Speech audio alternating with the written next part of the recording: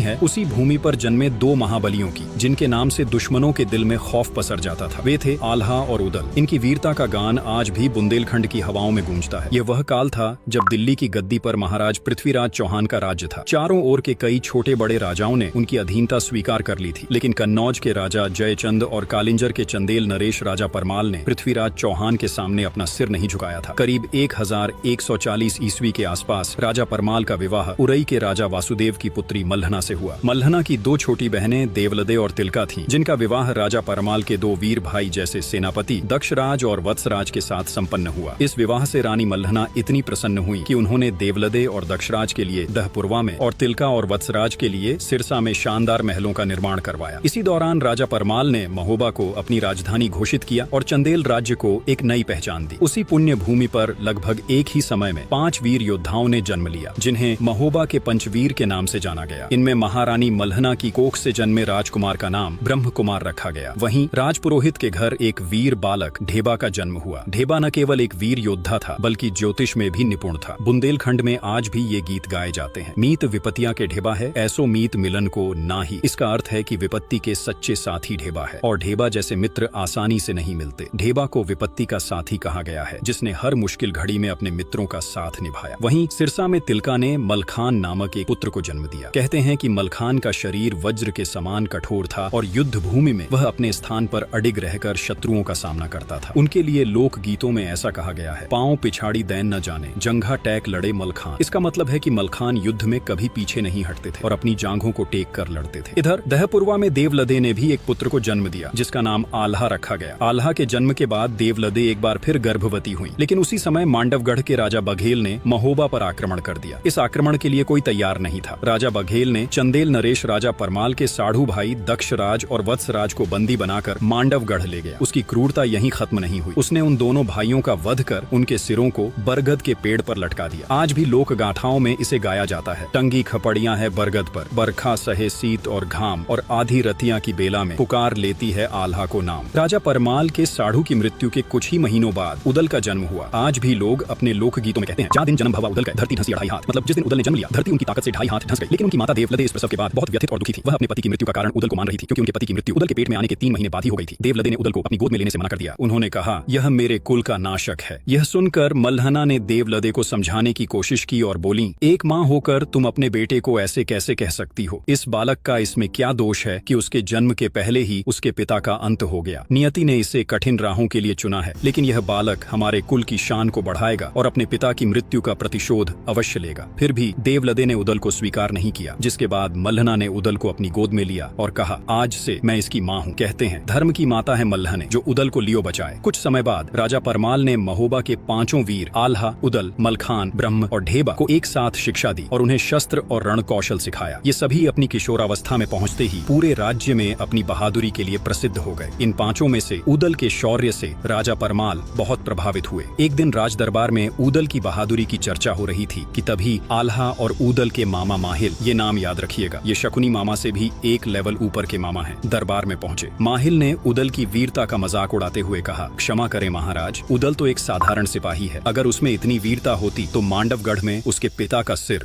यूं लटकता न होता। माहिल ने वह बात बोल दी जो राजा परमाल इन 5 से छिपा कर रख रहे थे। माहिल ने राजा परमाल के सामने एक चुनौती रखी और कहा, महाराज, अगर उदल सच में वीर है तो वह मांडवगढ़ जाकर अपने पिता और चाचा के सिर को वापस लाए और उनका सम्मान पूर्वक अंतिम संस्कार करे, क्योंकि बाप का बैरी जो न मारे ओकर मांस गिद्ध ना खाएं। मतलब जो अपने पिता के हत्यारे का बदला नहीं ले सकता, उसका मांस तो गिद्ध भी नहीं खाते। यह सुनते ही पूरे दरबार में सन्नाटा छा गया। राजा परमाल माहिल को शांत करना चाहते थे ताकि यह बात ब्रांडेड प्रोडक्ट आपको लाइफ में आवश्यक है तो नीचे डिस्क्रिप्शन में व्हाट्सएप लिंक से वांटेड लिंक डाउनलोड करके ब्रांडेड प्रोडक्ट रिसीव कर सकते हैं। You need branded products in life, WhatsApp link is given below in description. Wanted link, download from that link and get wanted branded products.